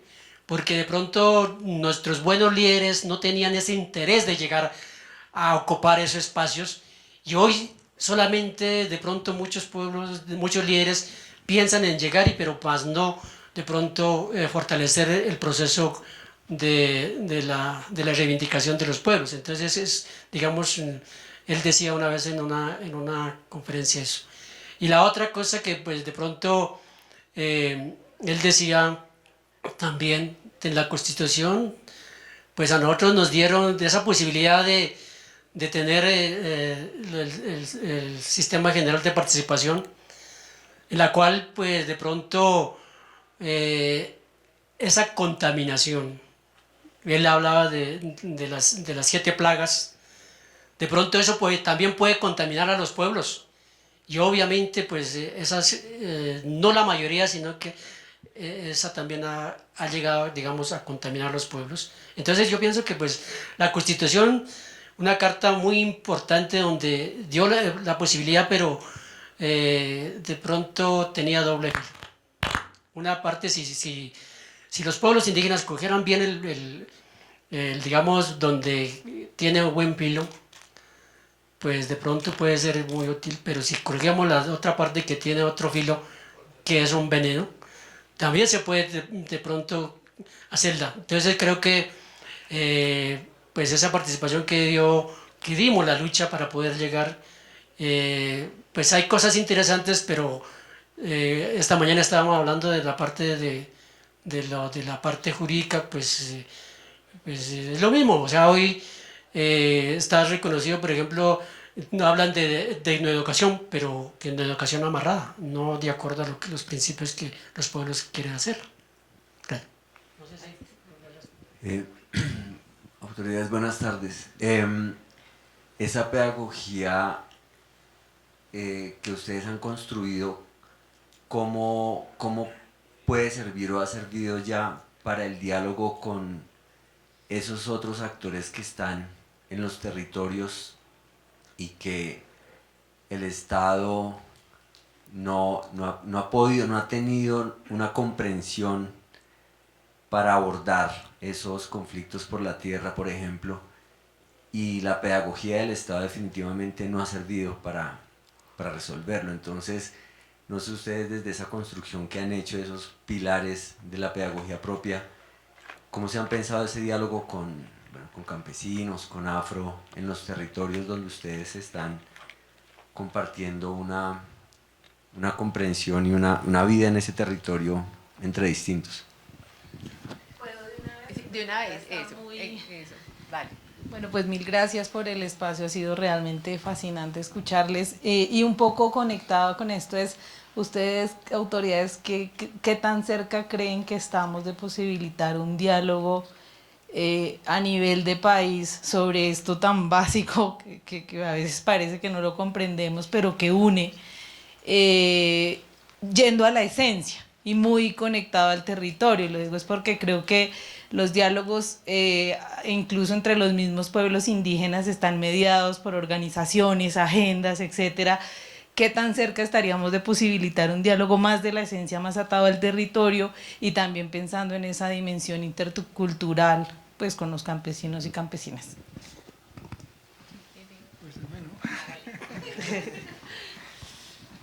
Sí, precisamente hemos inculcado a nuestros estudiantes, primero, como entenderse de dónde vengo, ¿no? O sea, cada cultura, por ejemplo en Antioquia, hablamos de 5 pueblos, pero yo he sostenido que somos 3. Pueblo Embera tiene 3 ramificaciones: Embera Dóvida, Eyavida y Chamí, pero es un tronco. Y está otro pueblo, que es el pueblo Zenú y el pueblo Gunadule. Pero en Antioquia decimos 5 pueblos, listo, eso no, pues, no hay ningún problema. Entonces, en Antioquia, nuestro estudiante debe ser consciente porque pertenece al pueblo Gunadule, pueblo Zenú y pueblo Embera. Como tenemos 11 pueblos, por ejemplo, está los arhuacos, debe tener su claridad, dónde es que viene. Tenemos hermanos del sur, Kamsá, Inga, y también tenemos los hermanos del Cauca, creo que, no, los del CRI, ¿cuáles son? Los Nazas tenemos. Los Chamí también, pues, de Caldas, de Risaralda. Bueno, entonces debe ser consciente, como un autor que dice, no recuerdo el nombre, es un actor social y político. Debe ser consciente porque estoy en mi territorio. Por eso hemos exigido a nuestros estudiantes, en el primer paso, quién soy, qué es lo que quiero, para dónde voy. Es el relacionamiento con su entorno. Pero para poder entender mi entorno, tengo que conocer muy bien mi problemática de mi comunidad, no de otra comunidad, sino, en caso de Gunadule, debo tener claro cuál es el problema de gobierno, problema de territorio, problema de salud, problema de político, problema de actores legales y ilegales, porque legales también afecta a nuestro territorio, ¿sí? O sea, ese contexto político de los estudiantes debe tener claridad, ¿sí?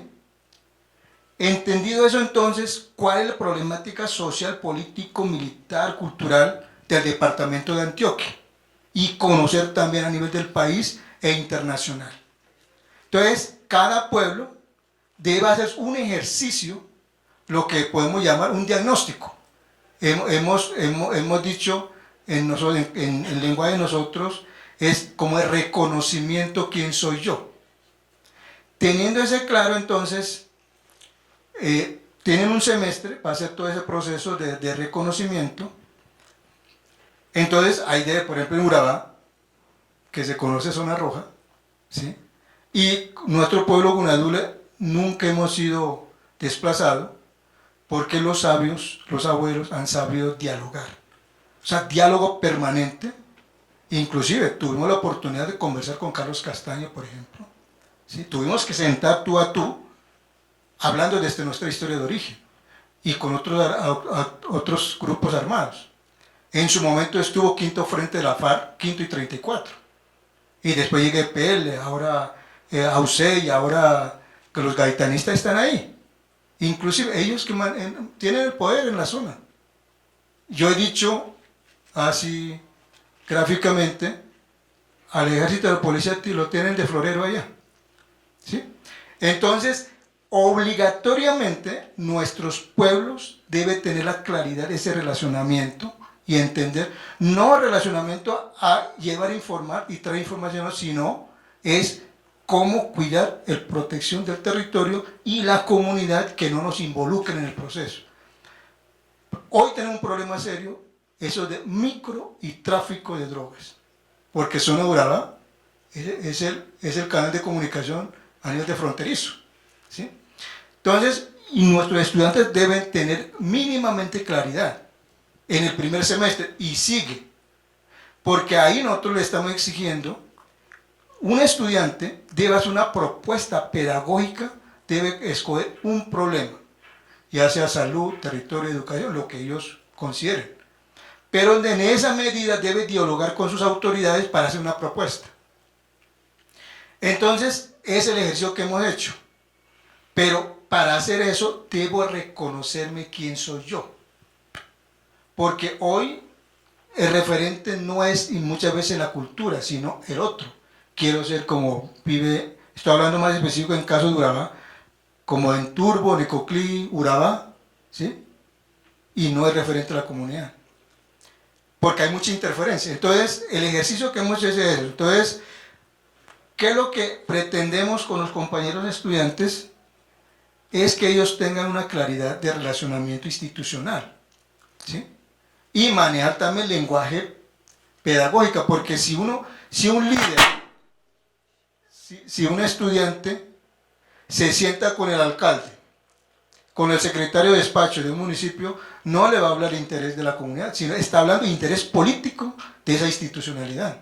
Entonces, nuestro estudiante debe tener herramientas pedagógicas, ¿sí?, para poder dialogar tú a tú. O sea, nuestros estudiantes tienen todas las herramientas pedagógicas. No digo que esa va a ser la salvación, pero hemos intentado dar herramientas técnicas, pedagógicas, argumentativa, incluso jurídica, salud y pedagógica para poder como dialogar con institucionalidad. Y lo mismo con los grupos legales y ilegales, porque debe hablar desde la historia de origen. No el mismo lenguaje de la guerra, sino desde lógica de nosotros. Por eso para nosotros, fundamental la lengua. Hemos exigido a nuestros estudiantes, deben de entrar saludando en lengua. Si hay que hacer tesis o su trabajo de grado en lengua, lo puede hacer, ¿sí? Y su presentación lo puede hacer en lengua, lo puede hacer. Pero claro, que haya una coherencia de comunicación, porque el trabajo de grado es eso, o sea, no es una manera simplemente hago trabajo, sino un ejercicio pensada, de reflexionada y construida, que puedo transmitir al otro, cuál es mi intencionalidad. Pero a nivel inclusive de música, ¿sí? Construir una música, o construir una poesía, un poema. Hemos exigido eso a nuestros estudiantes. Estamos en eso. Pero también, muchos profes también tienen ese miedo, porque eso es lo que se ha presentado. Todos, PowerPoint, cuadriculado, me dicen, recréense, o sea, busquen otra manera. Y es difícil, porque también hemos dicho, estamos colonizados. Entonces tenemos que descolonizar el pensamiento para poder entender, porque de lo contrario es muy difícil, porque por ejemplo mis mismos padres indígenas nos dicen, no, ¿para qué vamos a hablar de la historia del pueblo indígena? Si soy indígena, yo hablo mi lengua. Lo que yo necesito que mi hijo aprenda sumar y hablar lengua castellana para que no nos engañen, ¿sí? Entonces yo le he dicho, pero mire, la lengua castellana, los niños comienzan a aprender desde kinder, y está haciendo doctorado, postdoctorado, está hablando de lengua castellana. Ellos nos dicen por qué tengo que hablar lengua castellana y nosotros por qué no. Pues hablemos de nuestro propio proceso. Inclusive yo he sentido, más trabajo tenemos es interno que afuera. Afuera hay más reconocimiento. La lucha es más interna de nosotros mismos, o sea, de nuestros propios padres, que no han entendido eso, la importancia de la lengua. Porque para mí la lengua es la esencia fundamental para poder tener la sostenibilidad de relacionamiento con el otro. Porque ahí están los principios fundantes, ¿sí? Los emberes hablan, por ejemplo, Genserá, ese que una hormiguita que consigue agua, hay unas historias sobre eso. Entonces deben partirse de ahí los emberas, ¿sí? O sea, lo que llamamos ahora el mito de origen, nosotros esos mitos estamos llamando historia de origen, porque para nosotros no es mito, es una realidad, ¿sí? Por ejemplo, en caso de cultura de Gunadule, hoy hace 1500 años y lo estamos practicando hoy en la comunidad. Por ejemplo, tomar chicha, ritualidad de la niña, lo hacemos. Entonces, para nosotros el pasado no es pasado, pasado también es presente. Y presente también es presente, y presente también es futuro. Es como la hamaca. Así hemos concebido el proceso. O sea, no es unilineal, porque a nosotros también nos fragmenta el conocimiento. Para nosotros es holística, integral, porque así hablan los abuelos. Entonces, ¿cómo hacer el ejercicio holísticamente? Entonces, estamos en ese ejercicio. Yo creo que, no, inclusive, a la pregunta que ustedes hacen, ¿qué puedo decir a ustedes de la universidad? Yo creo que ustedes ya emprendieron el camino. Este evento es un diálogo. Este evento para mí tiene una apertura. Entonces, ¿yo qué puedo exigir más? Yo creo que vamos tejiendo, vamos caminando, ¿sí? ¿Para qué vamos a correr? Vamos bien, firme y trazando, con palabras dulces. Yo creo que es el camino que ustedes han emprendido y decana, como te veo muy interesada, entonces mire, esa es una... Tesis doctorales en oralituras, por ejemplo. Bueno. Los primeros doctorandos en ciencias sociales va a salir con una tesis sobre la oralitura y el poder de la oralitura. Y bueno, hay más proyectos de investigación que queremos. Perfecto, entonces me parece, decana, o sea, eso yo no puedo decir más, o sea, yo creo que te puedo decir, caminemos juntos, tejemos juntos y vamos buscando a ver qué encontramos. No tenemos como objetivo ya definido, vamos a hacer eso, sino en el camino vamos cojito de la mano, como hermanos y hermanas, tejiendo el saber en la diversidad cultural. Quería saber, antes de pasar a la última pregunta de nuestros estudiantes, sí, frente a las dos preguntas, las que nos hizo Francisco y la persona que está, sí, ¿cuál es su nombre? María del Pilar. Y María del Pilar, si de pronto Lady o el Taita, Juan Francisco, tenían algo que agregar o... Sí, la pregunta decía que si aportaba algo para el problema de conflicto territorial. Sí, sí, digamos la parte de educación propia, eso sí se trata. O sea, de pronto nosotros siempre hemos hablado de que para nosotros no hay diferencia entre los seres, de todos los seres que existen. Entonces, obviamente, cuando a nosotros nos arrinconaron, en caso del Cauca, pues hubo conflictos de tierra, pero eso no fue, digamos, con lo que nosotros hemos querido, sino que nosotros al arrinconar a los páramos, pues tuvimos el conflicto también con nuestra madre naturaleza.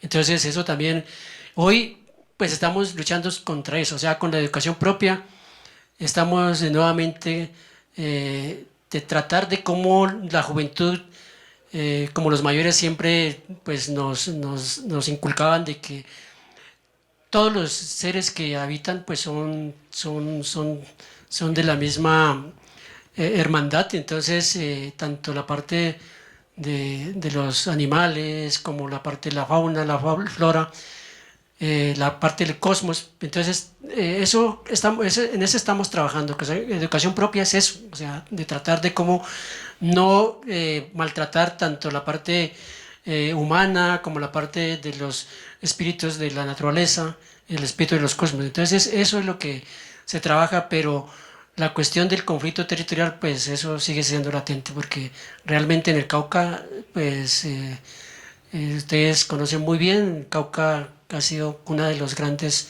terratenientes y pues si no hay, digamos, espacios, pues la juventud dice, no, yo si no tengo otra opción, pues me toca que intervenir en el páramo y está, digamos, haciendo lo correcto, está desarmonizando. Entonces creo que pues en eso estamos trabajando, pero igual estamos trabajando con el gobierno diciendo que por favor nosotros, para poder no estar, digamos, en desarmonía con nuestra madre naturaleza, pues tenemos que tener otros espacios para poder vivir. Bueno, y entonces la última pregunta, y como ya son las 4, una respuesta bien cortica para poder cerrar a tiempo. Bueno, entonces, pues, de alguna manera siento una gran admiración por ustedes. Siento que históricamente los han vulnerado desde la época de la corona, desde los Borbones, donde se quitaron sus resguardos y se vulneraron mucho. Y ahorita me parece muy bello su manera de hablar, en la que habla de que la importancia de la lengua, del lenguaje, para unirnos, tejer una relación entre nosotros y caminar junticos de la mano. Pero también algo que me molesta en el sentido de que de parte y parte es la relación entre las comunidades indígenas y la fuerza pública. En la parte en la que en el mandato de Iván Duque, que asesinaron a un líder indígena y lo querían catalogar como parte de las FARC, bueno, de las disidencias, y ahorita recientemente en la parte de la retención de los policías. Entonces, yo quiero saber cuál es la iniciativa para armonizar las instituciones y armonizar a las comunidades indígenas. Yo no quiero más división en este país. Yo de verdad quiero caminar de la mano con ustedes y quiero aprender mucho de ustedes. Pero la verdad me disgusta de parte y parte. Esta vez quiero escucharlos a ustedes.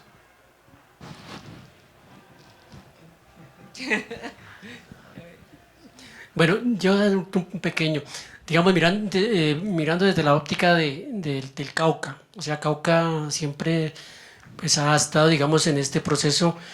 Eso como nosotros miramos de que siempre el concepto es especie de pirámide. O sea, nosotros siempre para nosotros siempre hablan de pirámide, pero nosotros siempre miramos de una forma horizontal. E inclusive pues nosotros el sombrero que tenemos es la parte de enrollar y desenrollar. Entonces yo pienso que si algún momento la preocupación suya es muy importante, o sea, tanto la parte de pensamiento occidental como la parte del pensamiento de si logra entender las dos visiones, creo que no habría esa discriminación. O sea, que alguien quiere ser mayor que el otro, entonces ahí es, digamos, el encuentro y el roce que existe. Por eso, pues a veces a los pueblos indígenas, pues nos matan y no pasa nada. Y tú dices que la vez pasada cuando hicieron el acto de la zona norte, cuando secuestraron no, que ellos no secuestraron, sino que las llevaron para poder como tratar de que no intervinieran en la madre tierra, en el territorio, otras fuerzas, porque había muchas fuerzas y que si tiene la fuerza pública, pues es, digamos, como un incentivo para que otra fuerza también reaccione. Entonces, pues, para evitar eso, pues ahora tocaba que sacarla y creo que lo hicieron los hermanos Nazas y si no hay ese entendimiento, pues creo que va a haber ese roce de ideologías. No sé si... Sí, dos cosas. La una es que estamos hablando de una visión estructural de la vida republicana y el gobierno nos ha llevado 200 años de gobierno desconociendo los pueblos indígenas. O sea, eso es un pensamiento estructural, o sea, eso no vamos a cambiar un día para otro. Y eso es entendible por los intereses que tiene. Y nosotros, los pueblos indígenas, hemos dicho, llevamos 535 años resistiéndose, desde que llega la invasión a América, a Villa Yala, en 1492. Entonces, es una historia muy larga. Lo segundo, cuando estamos hablando de paz, la paz no es un acuerdo o cese de hostilidades ni entrega de armas. La paz para nosotros es paz interior, paz en mí mismo. Cómo me relaciono con mi esposa, con mis hijos, con mi entorno, con otros hermanos, con otro hermano. Y ahí parte de ese lugar. O sea, tengo que reconocerme mis errores, mis dificultades, mi miedo, mis debilidades. Eso es lo que estamos enseñando en el proceso de pedagogía de la Madre Tierra. Criticamos, no, critique, proponga. ¿Sí? Es que no hay necesidad de criticarlo, o sea, hay cómo reconocer al otro. El otro tiene su forma de vida, tiene su racionalidad. ¿Sí? Y lo otro es que también estamos hablando desde la lógica diferente. En la lógica, por ejemplo, la universidad es de razón. Y la lógica del pueblo indígena es desde el corazón, desde el amor. Hemos dicho, hay que amarnos más unos a los otros. ¿Sí? Yo cómo amo al otro. no he entendido amar de entregar, sino amar de corazón, como compañero, como amigo, ¿sí? Hoy eso es lo que no existe. Entonces, para poder lograr hay que armonizarnos, más en enfoque espiritualidad. No lo estamos haciendo, inclusive nuestros propios líderes políticos no tienen esa mirada espiritualidad. Tenemos que volver a la espiritualidad. Si no lo tenemos espiritualidad, nuestros líderes políticos han vuelto administrativos. No nos interesa lo administrativo, nos interesa es armonizar el corazón, amar al otro. Entonces, son dos lógicas. En ese sentido, creo que tenemos que tejer.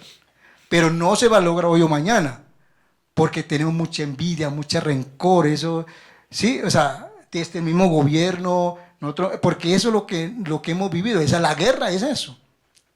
Entonces, lo que puedo decir es cada uno de nosotros interiorizar, amarnos más, a mi mamá, a mi hijo, al papá, ¿sí? Y por eso nosotros, por ejemplo, los pueblos indígenas, para nosotros no hay enemigos, o sea, no, cuando llega persona no indígena no es para hacer daño a uno, o viene con intención así, pero nosotros lo recibimos con amor, con cariño, porque somos parte, somos familia. Entonces, eso es un reto grande para nosotros. O sea, es cómo ser, pensemos, o sea, le hemos dicho, primero desde el amor, desde el corazón, después la razón. Porque hoy siempre tenemos la razón. Eso es lo que nos tiene hoy como está en la situación del país. La razonalidad. Hay que volver un poco ese camino. Pero es difícil. ¿Cómo lo hacemos? Sanación, mucho espiritual. No ir al ritual, yajé, no, yo también soy eso, no, sino que cómo partir de quién soy yo, cómo puedo aportar al país, a Colombia, América, o en mi familia. O sea, si yo mantengo agarrado en la casa, yo tengo que reflexionar, ¿por qué soy así? O sea, ¿qué pasó? Y tengo que hablar de corazón, de amor, o sea, y si tengo mucha rabia a mi mamá, como abrazo, digo, sí, discúlpame, tú eres mi padre. Inclusive en la discusión que hemos hecho con Madre Tierra, hemos encontrado jóvenes violados. Papá violó y bueno, hemos dicho, si quieres sanarse, tienes que perdonar a tu papá porque es tu padre. Aunque fue violentada o violentado, pero es tu papá. Es difícil perdonar. Es que no es simplemente te perdono, no, pero es realmente de verdad, o sea, de sentir en el corazón. Y es duro, duele, es un dolor, pero ¿cómo hacemos? O sea, el reto no es exigir al otro, el reto es yo mismo me exijo cómo hago ese ejercicio de armonización. Muchas gracias. Ya, entonces, muchas gracias a todos los asistentes y hasta la próxima.